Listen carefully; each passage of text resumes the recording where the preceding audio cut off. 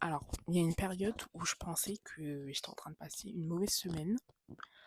Je me suis dit que c'était une mauvaise période. Et en fait, ça a continué. Et un jour, je me suis rendu compte que ça faisait des mois que je me répétais la même chose. Le plus étrange, c'est qu'au début, je me suis même pas rendu compte que quelque chose n'allait plus. Ça fait très poétique dit comme ça. Hello, j'espère que vous allez bien. On se retrouve pour une nouvelle vidéo dans le journal d'une nana de 25 ans. Aujourd'hui, la vidéo est à l'heure. Et oui, je l'ai tournée hier, à minuit. Mais du coup, je sais pas dans quelle heure je vais les poster.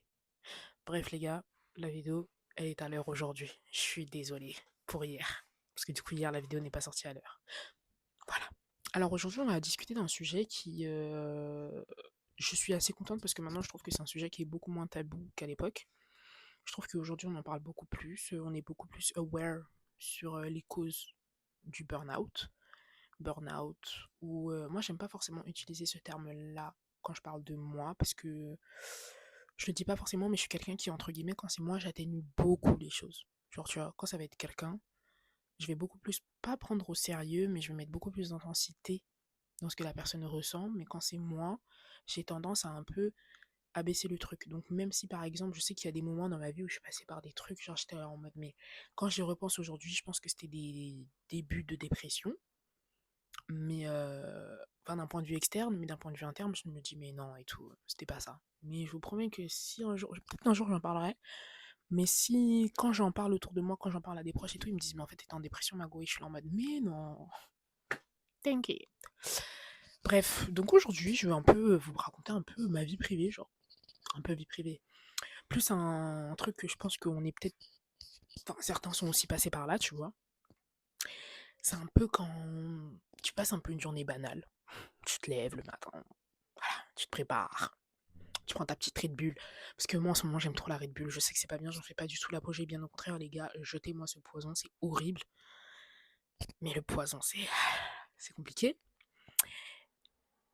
Et en fait, tu te dis, ouais, vas-y, ce week-end, ça ira mieux. Ce week-end, ça ira mieux, je me sentirai mieux, je ferai un peu la fête, ça va aller, ça va passer, ça va avancer et tout. Et en fait, tu te rends compte que le week-end ne suffit pas. Genre, le week-end passe et en fait, ça va pas mieux. Ok, tu te dis, vas-y, c'est pas grave, quand les vacances, elles vont arriver et tout, vas-y, ça va le faire, tout ça.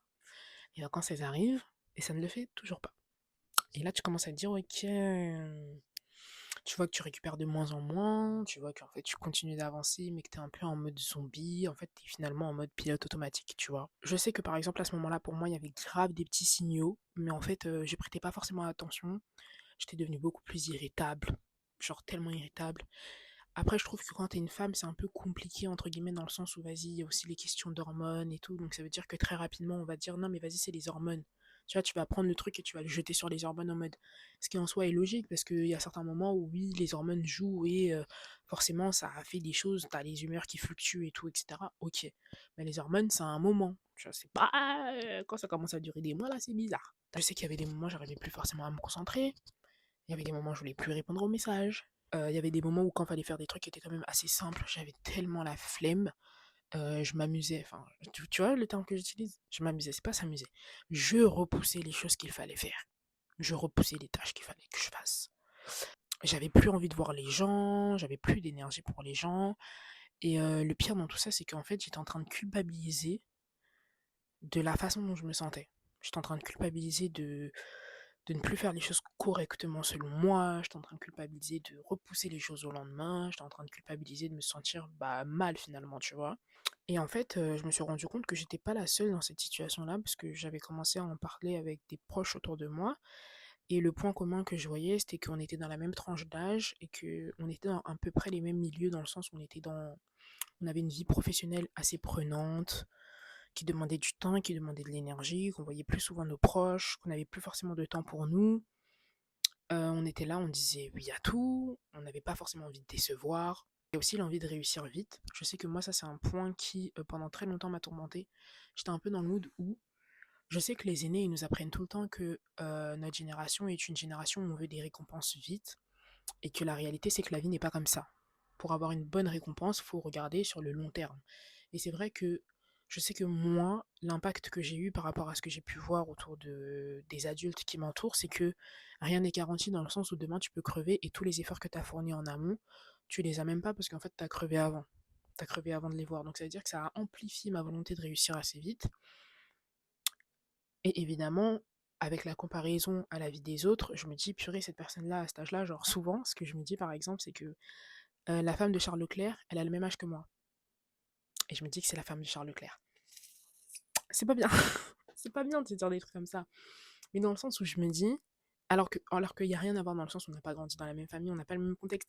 Mais je sais pas comment vous expliquer. Je sais pas si vous voyez ce que je veux dire dans le sens où le fait que elle et moi, on ait le même âge, ça veut dire que j'aurais très bien pu être à sa place. Tu vois ce que je veux dire? Est-ce que tu vois ce que je veux dire? Parce que moi, je vois ce que je veux dire, mais est-ce que toi, tu vois ce que je veux dire? Et en plus de tout ça, je sais que moi, par exemple, je suis une personne qui demande pas forcément de l'aide, et je pense que toi aussi. Je pense que vous qui regardez les vidéos, vous êtes très similaires à moi.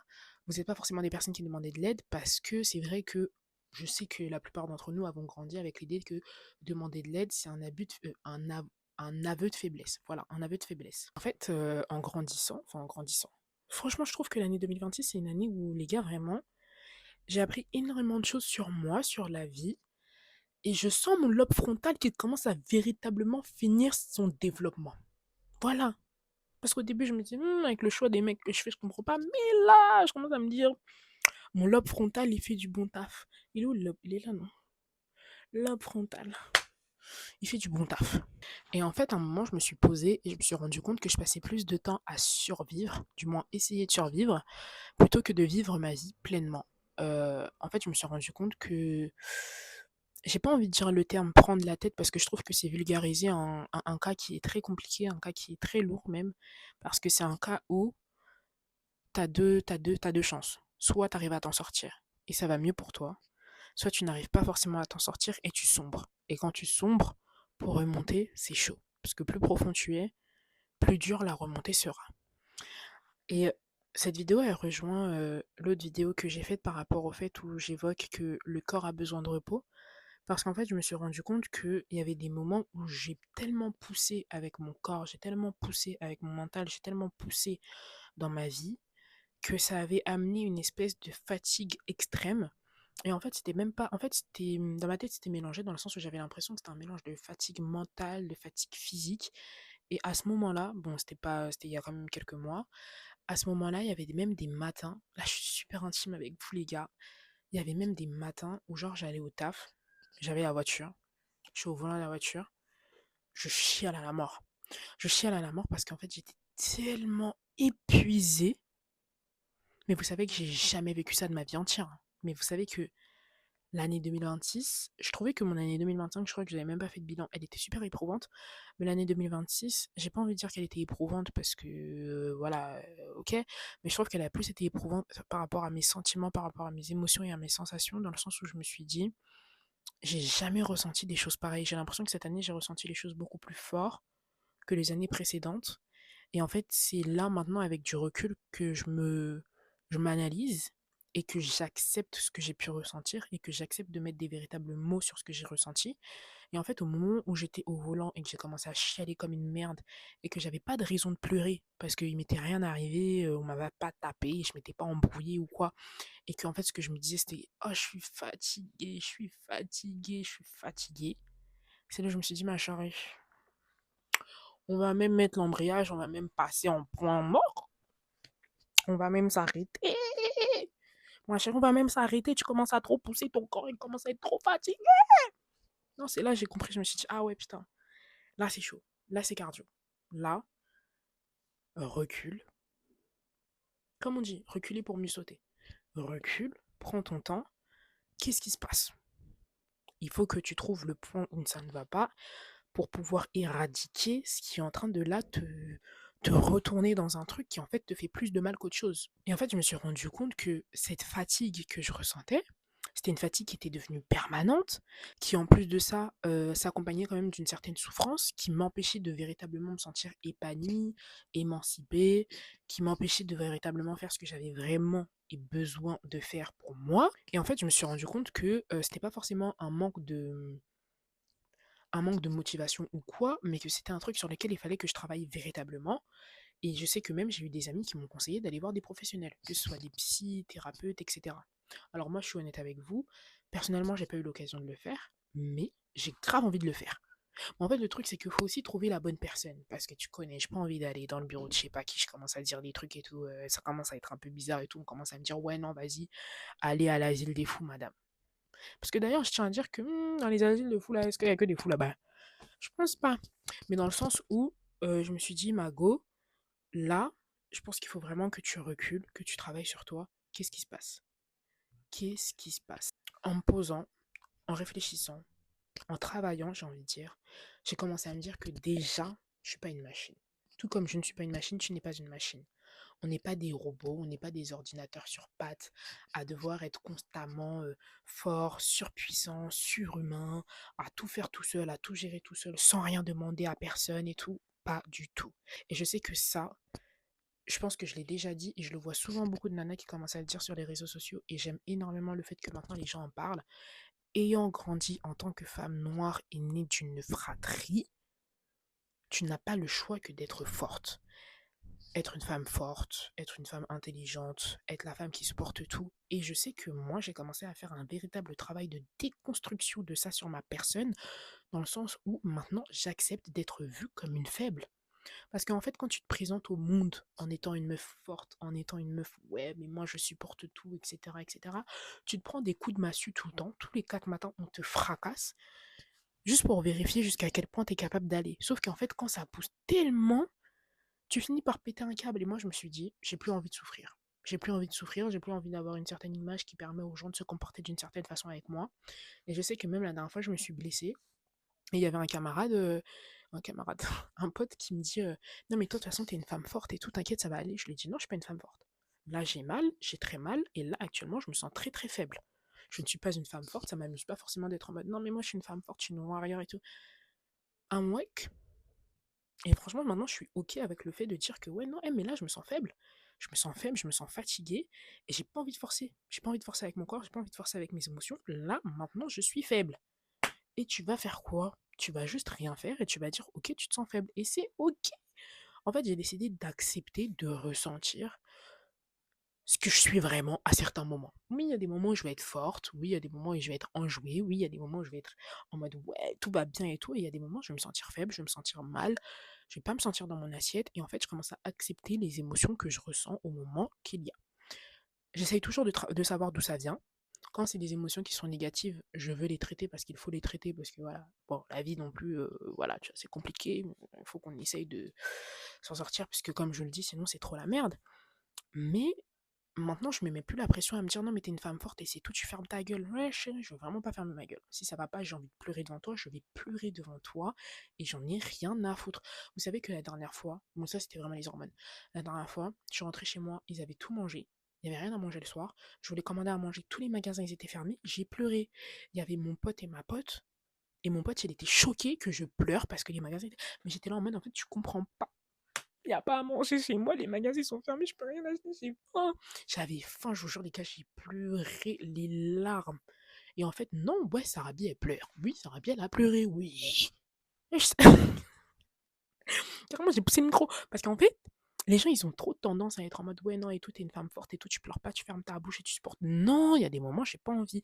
Et je me suis rendu compte que ça m'aide tellement mieux le fait d'accepter mes émotions, le fait d'accepter que des fois, ouais, je suis faible, le fait d'accepter que des fois, ça ne va pas et de dire stop et de rester dans mon coin et d'être en mode, ok, là, je prends soin de moi. Ça m'aide tellement. Les gars, faites pareil. Parce que quand vous poussez trop là, c'est là où je me suis rendu compte qu'au moment où j'avais trop poussé, c'est là où j'étais en mode, tu vas craquer. Et quand tu craques, le craquage là n'est pas bon. Dire non, c'est pas être égoïste. Ok? Faut penser à soi. Penser à soi, c'est pas être égoïste. Aime-toi toi-même avant d'aimer les autres. Si tu ne t'aimes pas toi-même, comment tu vas vouloir aider les autres? Comment tu vas vouloir aimer les autres? Les gars, apprenez à vous reposer avant d'être au bout du rouleau. Apprenez à même anticiper, à être en mode tranquille, tout va bien, à travailler sur vous, à être tranquille avec vous-même avant que ça pète. On passe notre vingtaine à vouloir prouver qu'on est capable de tout faire, qu'on est capable de tout gérer, qu'on est des warriors, des super-héros. Mais peut-être qu'être adulte, c'est aussi apprendre à connaître ses limites. C'est apprendre à dire stop, c'est apprendre à dire non, apprendre à dire que ouais, ça, je ne suis pas capable, oui, ça, je ne veux pas le faire, affirmer ses positions, affirmer ses choix, et savoir imposer les limites à notre corps avant que notre corps avant que notre corps les place. Parce que quand c'est ton corps qui va les placer, les dégâts ne vont pas être les mêmes que si c'est toi-même, tu t'es dit, ouais, non, je m'arrête ici, tu vois. Et la plupart du temps, on admire grave les gens qui tiennent, qui supportent tout, qui sont là en mode au taquet et tout. Mais on parle très rarement et quasiment jamais des personnes qui ont finalement eu le courage de s'arrêter à temps, qui ont vu que s'ils continuaient, ça allait pas le faire, et qui ont su prendre la meilleure décision pour leur personne. Donc j'aimerais vraiment avoir votre avis sur le sujet. Est-ce que vous aussi, vous êtes passé par une phase de... C'est vrai que dans le titre, j'ai utilisé le mot burn-out. J'ai pas forcément envie de dire que j'ai fait un burn-out parce que je trouve que c'est assez poussé. Mais encore une fois, comme je vous l'ai dit, voilà, moi, on va dire que je rapetissis un peu le truc. Je pense que c'était plus, pas forcément une déprime, mais c'était un truc où j'étais en mode: «Ouais, ça y est, j'en peux plus», tu vois? J'en peux plus, je me sentais vraiment pas bien, ça allait pas. On va dire que c'était Mercure qui rétrogradait. Mercure rétrograde. Mais je me sentais vraiment pas bien. Mais est-ce que vous aussi, vous êtes déjà passé par des phases pareilles, des phases similaires, où vous vous êtes rendu compte qu'en fait, si vous continuez, soit vous allez vous jeter d'impôts, soit vous allez finir par vous éclater la cervelle avec un gun? Voilà. Non mais, soyons cash. Mais en tout cas, les gars, prenez soin de vous, faites attention à vous, écoutez-vous, soignez-vous. Ok? On n'a qu'une vie. De notre naissance jusqu'à notre mort, on sera avec nous-mêmes. Il n'y aura personne d'autre. Donc, il faut vraiment faire attention à soi. Ok, les gars? Ça m'a fait un véritable plaisir de vous faire cette vidéo. On se retrouve demain à 20h pour la prochaine vidéo. Si j'ai la même robe là, c'est parce que je filme toutes les vidéos d'un coup. Faut pas me lancer la pied, ok? Merci. Bisous.